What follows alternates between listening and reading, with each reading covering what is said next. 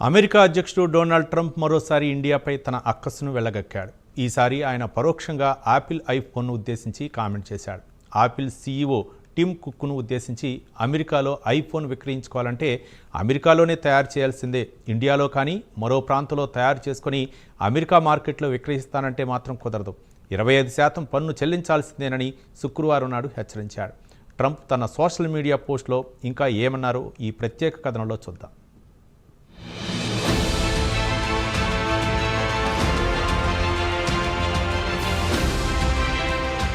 America president Donald Trump ఇటీవల కాలంలో ఇండియాకు వ్యతిరేకంగా పాకిస్తాన్కు అనుకూలంగా వ్యవహరిస్తున్నారు. ఇండియాకు వచ్చే వ్యాపారాన్ని దెబ్బకొట్టాలని చూస్తున్నారు. ఇక స్మార్ట్ ఫోన్ దిగ్గజం యాపిల్ ఐఫోన్ చైనా నుంచి తమ ప్లాంట్ ను ఇండియాకు తరలించాలని ప్లాన్ చేస్తోంది. దీనికి కారణం చైనా నుంచి దిగుమతి చేసుకునే వస్తువులపై ట్రంప్ ఏకంగా 145% పన్ను విధించడం ఒక కారణమైతే, రెండోది చైనాలో కూడా కనీస వేతనాలు భారీగా పెరిగాయి. చైనా జీడీపీ పెరగడంతో అక్కడ కూడా కనీస వేతనాలు పెరిగాయి.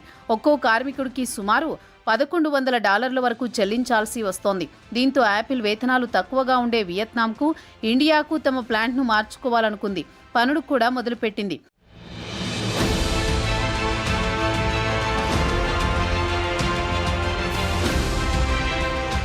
ఇంతలోనే అమెరికా ప్రెసిడెంట్ ట్రంప్ ఇటీవల కాలంలో ఇండియాకు వ్యతిరేకంగా వ్యవహరిస్తున్నారు. శుక్రవారం నాడు తన సోషల్ మీడియా ట్రూత్లో యాపిల్ ఐఫోన్ ఇండియాలో కానీ ఇతర ఏ ప్రాంతంలో ప్లాంట్ పెట్టడానికి వీల్లేదు, అమెరికాలో ప్లాంట్ పెట్టాల్సిందే, ఒకవేళ తన మాట బేఖాతరు చేస్తే విదేశాల నుంచి వచ్చే యాపిల్ ఫోన్లపై 25% టారిఫ్ విధిస్తామని హెచ్చరించాడు. శుక్రవారం నాడు ఆయన ఓవల్ ఆఫీసులో ఎగ్జిక్యూటివ్ ఆర్డర్ జారీ చేసిన తర్వాత మీడియాతో మాట్లాడారు. ఇది కేవలం ఒక యాపిల్ కు మాత్రం వర్తించదు అని, అన్ని ఫోన్లకు వర్తిస్తుంది.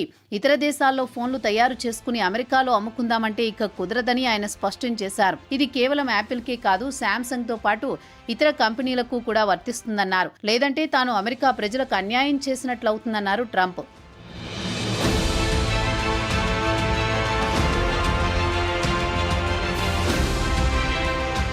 ఇదిలా ఉండగా గత వారం ట్రంప్ మిడిల్ ఈస్ట్ టూర్కు వెళ్లారు. ఆ పర్యటనలో ఆయన యాపిల్ సీఈఓ టిమ్ కుక్ పై అసంతృప్తి వ్యక్తం చేశారు.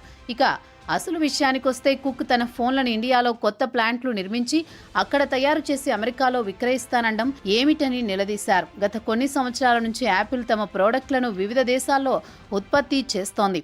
ఇప్పటికే ఇండియాలో ఐఫోన్ల ఉత్పత్తి కూడా ప్రారంభించారు. ఈ నెల ప్రారంభంలో టిమ్ కుక్ కంపెనీ ఫలితాల సందర్భంగా ఇన్వెస్టర్లు కాల్లో మాట్లాడుతూ అమెరికాలో విక్రయించే ఐఫోన్లు ఇక్కడి నుంచి దాదాపు అన్ని ఇండియాలోనే ఉత్పత్తి చేసినవే ఉంటాయి, ఇండియాలో ఉత్పత్తి చేసే ఫోన్లను అమెరికాలోనే విక్రయిస్తానని చెప్పారు. ఇండియా ఆయన సొంత దేశంలాగా మాట్లాడుతున్నారని ట్రంప్ మండిపడ్డారు.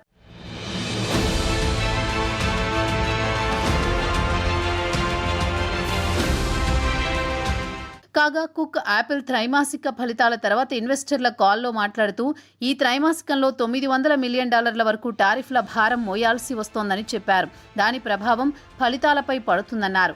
అయితే గత నెలలో ట్రంప్ చైనా నుంచి దిగుమతి చేసుకునే ఎలక్ట్రానిక్ వస్తువులపై దిగుమతి సుంకంపై పూర్తిగా మినహాయింపు ఇచ్చారు. దీంతో యాపిల్తో పాటు ఇతర టెక్ కంపెనీలు బాగానే లాభపడ్డాయి. ఇక యాపిల్తో పోల్చుకుంటే శాంసంగ్ విషయానికొస్తే చైనా స్మార్ట్ ఫోన్ ప్రొడక్షన్పై ఆధారపడదు.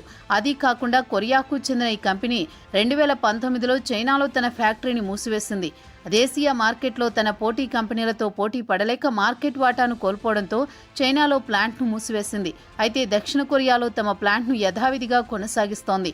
అయితే శాంసంగ్ విషయానికొస్తే దక్షిణ కొరియా, వియత్నాం, ఇండియా, బ్రెజిల్లో స్మార్ట్ ఫోన్లను తయారు చేస్తోంది.